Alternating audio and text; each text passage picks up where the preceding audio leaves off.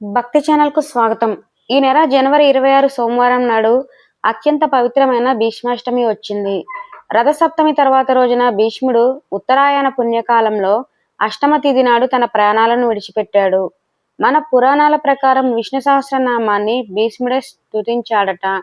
గంగాదేవి పుత్రుడు భీష్ముడు కాబట్టి ఈ భీష్మాష్టమి రోజున ప్రతి ఒక్కరూ తప్పనిసరిగా కొన్ని నియమాలను పాటించాలి.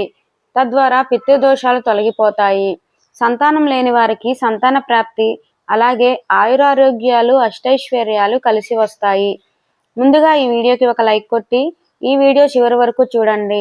ఈ వీడియో మీకు నచ్చినట్లయితే మీ స్నేహితులకు షేర్ చేయండి. ఈ నెల 26వ తేదీ జనవరి సోమవారం నాడు భీష్మాష్టమి వచ్చింది. ఈరోజు ప్రతి ఒక్కరూ సూర్యోదయానికి ముందే నిద్రలేచి తలస్నానం చేయాలి. అయితే నీటిలో కొన్ని నువ్వులు కలుపుకొని స్నానం చేస్తే మీ జాతకంలో ఉన్న దోషాలు తొలగిపోతాయి. రథసప్తమి నుండి ఉత్తరాయణ కాలం మొదలవుతుంది కాబట్టి ఈ రోజున ఖచ్చితంగా సూర్యునికి ఆర్ఘ్యం సమర్పించి నమస్కారం చేసుకోండి. అలాగే మీ ఇంట్లో తులసి కోట ఉంటే తులసి కోట దగ్గర నెయ్యి దీపం వెలిగించి ప్రదక్షిణాలు చేయండి. ఈ భీష్మాష్టమి రోజున ప్రతి ఒక్కరూ కూడా విష్ణుమూర్తిని ఖచ్చితంగా పూజించాలి. ఈ రోజు తులసి దళాలతో విష్ణుమూర్తిని పూజిస్తే, అలాగే విష్ణు సహస్రనామాలు చదివితే సౌభాగ్యాలు కలుగుతాయి. ఎందుకంటే ఈ భీష్మాష్టమి రోజునే విష్ణు సహస్రనామం పుట్టింది. ఈ రోజు విష్ణు సహస్రనామం చదవలేని వారు ఓం నమో భగవతే వాసుదేవాయ అని 108 సార్లు జపించండి. ఈ భీష్మాష్టమి రోజున ఏది చేసినా చేయకపోయినా భీష్ముడికి తర్పణం మొదలండి. భీష్ముడు బ్రహ్మచర్యుడు, అతనికి సంతానం లేదు కాబట్టి భీష్ముడు చనిపోయిన ఈ భీష్మాష్టమి రోజున ప్రతి ఒక్కరూ తలుచుకుంటూ తర్పణం వదిలితే ఆ భీష్ముడి అనుగ్రహంతో మీ కష్టాలన్నీ తొలగిపోతాయి. సంతానం లేని వారికి ఖచ్చితంగా సంతాన ప్రాప్తి కలుగుతుంది. అనారోగ్య సమస్యలు, డబ్బు సమస్యలన్నీ తీరిపోతాయి. దంపతులు ఈరోజు భీష్మునికి తర్పణం వదిలితే ఖచ్చితంగా సంతాన ప్రాప్తి కలుగుతుంది. కాబట్టి ఇంతటి పవిత్రమైన రోజును ఎవరూ వదులుకోకండి. ఈ సోమవారం మధ్యాహ్నం 12 గంటలకు మీ మనసులో భీష్ముడిని తలుచుకుంటూ తర్పణం వదలండి. అలాగే తల్లిదండ్రులు ఉన్నవారు, తల్లిదండ్రులు లేనివారు ఎవరైనా సరే ఈరోజు భీష్మునికి తర్పణం మొదలవచ్చు. చాలా మందికి ఆచారం మాకు లేదు అనే సందేహం ఉంటుంది. ఆచారం ఉన్నా లేకపోయినా సరే ఈ భీష్మాష్టమి రోజున ఆ భీష్మునికి తర్పణం అందించి నమస్కారం చేసుకోండి. ఇక అష్టైశ్వర్యాలు సులభంగా పొందవచ్చు. మధ్యాహ్నం 12 గంటలకు మీ ఇంటి ముందు దక్షిణముఖంగా నిలబడి రాగి చెంబు నిండా నీళ్లు తీసుకొని దానిలో కొన్ని నల్ల నువ్వులు వేయండి. రాగి చెంబు చేతిలో పట్టుకొని మీ కుడి చేతి వేళ్ల చివర నుండి ఆ నీటిని కిందకు వదలండి. నీటిని కిందకు వదిలేటప్పుడు మీ మనసులో నమస్కారం చేసుకోండి. సులభంగా భీష్మాష్టమి రోజున భార్యాభర్తలు ఖచ్చితంగా బ్రహ్మచర్యం పాటించాలి. అలాగే ఈ రోజున మాంసాహారాన్ని తినకూడదు. ఈ రోజు ప్రతి ఒక్కరూ తప్పకుండా విష్ణు సహస్రనామం చదవాలి లేదా వినాలి. ఎందుకంటే ఈ భీష్మాష్టమి రోజునే భీష్ముడు కృష్ణునికి విష్ణు సహస్రనామాన్ని ఉపదేశించాడట. కాబట్టి ఈ రోజున విష్ణు సహస్రనామం చదివితే అత్యంత పుణ్య ఫలితం అనేది లభిస్తుంది. ఇక ఈ రోజున ప్రతి ఒక్కరూ తెలుపు రంగు వస్త్రాలు ధరించాలి. అలాగే ఈ భీష్మాష్టమి రోజున ప్రతి ఒక్కరూ ఒక పూట ఉపవాసం ఉండాలి. తద్వారా ఎన్నో శుభ ఫలితాలు కలుగుతాయి. అయితే ఈ సోమవారం నాడు తప్పనిసరిగా గోమాతకు అరటిపండు తినిపించండి. గోమాతలో ముక్కోటి దేవతలు కొలువై ఉంటారు కాబట్టి ఈ రోజున గోమాతకు అరటిపండు తినిపిస్తే ఆ ముక్కోటి దేవతల యొక్క ఆశీర్వాదం అనేది లభిస్తుంది. అలాగే ఆర్థికంగా చాలా ఇబ్బంది పడుతున్న వారు ఈరోజు ఖచ్చితంగా గోధుమలను నానబెట్టి దానిలో బెల్లం కలిపి ఆవుకు తినిపించండి. ఇక మీ అప్పులన్నీ త్వరలోనే తీరిపోతాయి. ఇక ఈ రోజున ఉద్యోగ వ్యాపారాల్లో అధిక లాభాలు ఆశించేవారు ఈ రోజున ఉదయాన్నే లేచి స్నానం చేసి సూర్యుని ఎదురుగా నిలబడి ఆదిత్య హృదయం చదవండి. ఇలా చేయడం వలన మీ ఉద్యోగంలో ప్రమోషన్లు మరియు వ్యాపారంలో అధిక లాభాలు అనేవి చూస్తారు. అలాగే ఈరోజు సాయంత్రం మీ దేవుడి పూజ గదిలో లక్ష్మీదేవి చిత్రపటం ముందు ఒక నెయ్యి దీపం వెలిగించండి. ఆ దీపంలో 2 కర్పూరం బిళ్ళలు వేయండి. కర్పూరానికి ధనాన్ని ఆకర్షించే శక్తి ఉంటుంది. దీపం వెలిగిస్తూ ఒక చిన్న మంత్రాన్ని పఠించండి. ఓం శ్రీం హ్రీం క్రీం మహాలక్ష్మీ నమః అనే మంత్రాన్ని జపించండి. అలాగే వ్యాపార స్థలంలో వ్యాపారం చేసేవారు నువ్వుల నూనెతో దీపాన్ని వెలిగించండి. తద్వారా వ్యాపారంలో నష్టాలు రాకుండా అధిక లాభాలు పొందుతారు. ఇక ఈ రోజున వివాహ ప్రయత్నాలు చేసేవారు పసుపు రంగు వస్త్రాలు ధరించి మీ పూజ గదిలో ఉన్న లక్ష్మీనారాయణ చిత్రపటం ముందు నెయ్యి దీపం వెలిగించండి. దీపం వెలిగిస్తూ ఓం కాత్యాయ నమః అనే మంత్రాన్ని 108 సార్లు జపించండి. మీ వద్ద లక్ష్మీనారాయణ చిత్రపటం కనుక లేనట్లయితే రాధాకృష్ణుని యొక్క విగ్రహానికి మల్లెపూల మాల సమర్పించండి.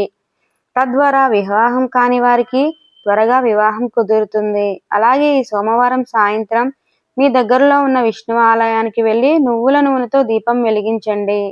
ఈ భీష్మాష్టమి రోజున విష్ణు ఆలయానికి వెళ్ళి దీపారాధన చేస్తే మీ కోరికలు త్వరగా నెరవేరుతాయి. అలాగే భార్యాభర్తల మధ్య తరచూ గొడవలు వస్తుంటే అటువంటి వారు ఈ రోజున శ్రీకృష్ణుని వద్ద ఆవు నెయ్యితో చేసిన తీపి పదార్థాన్ని వండి ప్రసాదాన్ని సమర్పించండి. తద్వారా భార్యాభర్తల మధ్య వివాదాలు తొలగిపోయి ప్రేమానురాగాలు ఏర్పడతాయి. ఇక ఈ భీష్మాష్టమి రోజున ఆలయానికి వెళ్ళి ఆ విష్ణుమూర్తికి తులసిమాలను సమర్పించడం ద్వారా లక్ష్మీదేవి అనేది మీ ఇంట్లో స్థిర నివాసంగా ఉంటుంది. ఇలా చేయడం వలన ఆ లక్ష్మీదేవి ఎంతో సంతోషించి మీ ఇంట కనకవర్షం కురిపిస్తుంది.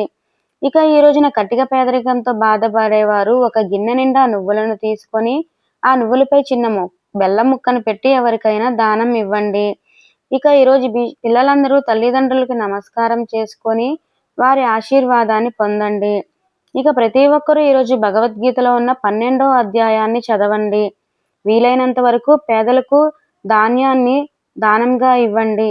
కోపాన్ని ప్రదర్శించకూడదు. మాంసాహారానికి ఉల్లి వెల్లుల్లికి దూరంగా ఉండాలి. ఇంతటి ప్రత్యేకమైన భీష్మాష్టమి రోజున ఈ నియమాలన్నీ పాటించడం ద్వారా ఆ విష్ణుమూర్తి యొక్క ఆశీర్వాదం త్వరగా లభిస్తుంది. మీ కుటుంబానికి మంచి ఫలితాలు కలుగుతాయి. ఇది అంతా చెయ్యలేము అనేవారు కనీసం ఇలా చేయండి. మగవారు తల్లిదండ్రులు ఉన్నా సరే ఈ క్రింది శ్లోకం చదువుతూ భీష్మునికి తర్పణం వదలండి.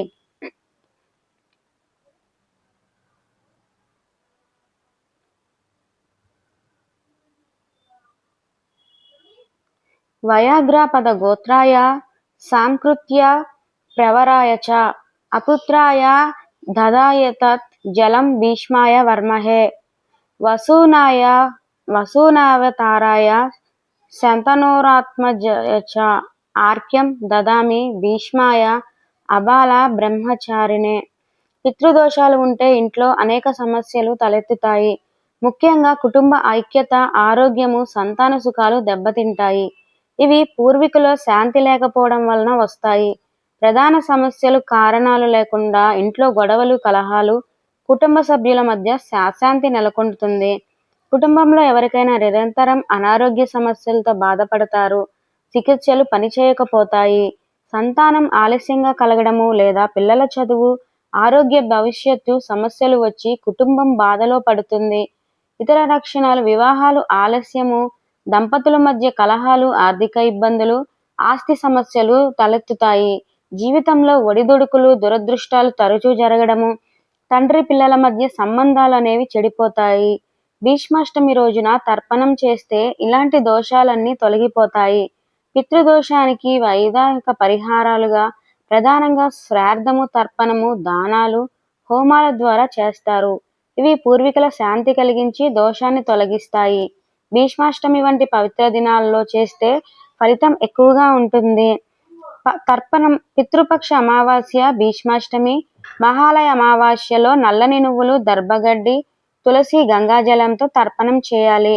బ్రాహ్మణుల ద్వారా శ్రాద్ధం చేయించడం శ్రేష్టము.